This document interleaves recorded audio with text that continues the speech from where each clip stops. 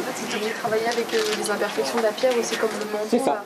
C'est ça, exactement. Et c'est une manière pour moi de comprendre que c'est la pierre qui aura le dernier mot.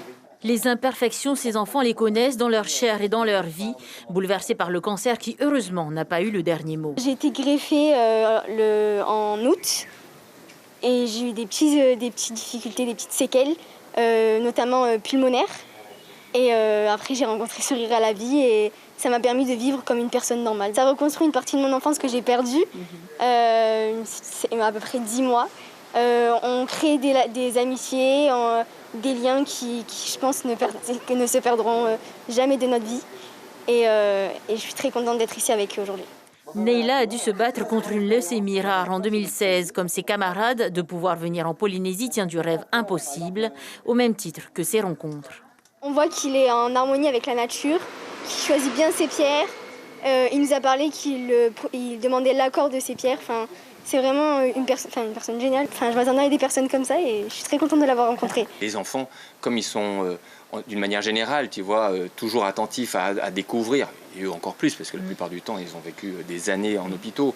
Donc pouvoir découvrir l'extérieur, découvrir un petit peu la vie et des choses différentes qu'ils ont pu voir qu'à la télé, on a pu voir dans leurs yeux, tu vois, la découverte, la compréhension et tout cet émerveillement, et j'adore.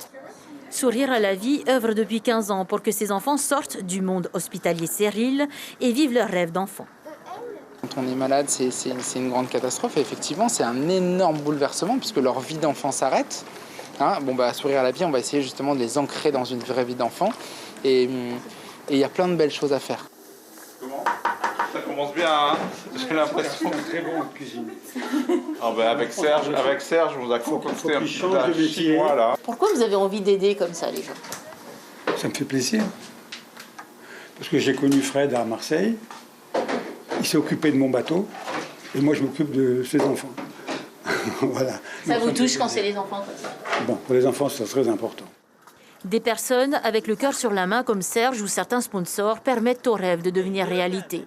Serge qui leur offre cet après-midi une balade en bateau, découverte des baleines et enfin se plonger dans les eaux du lagon polynésien.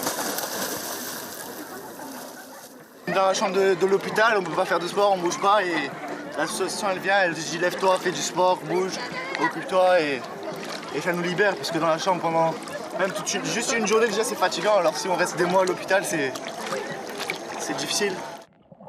À ces enfants que la maladie a grandi malgré eux, Sourire à la vie leur permet de retrouver une certaine insouciance. Pour rien interdire à un enfant, c'est parce qu'un enfant ça rêve et ça a besoin de faire ce qu'il veut.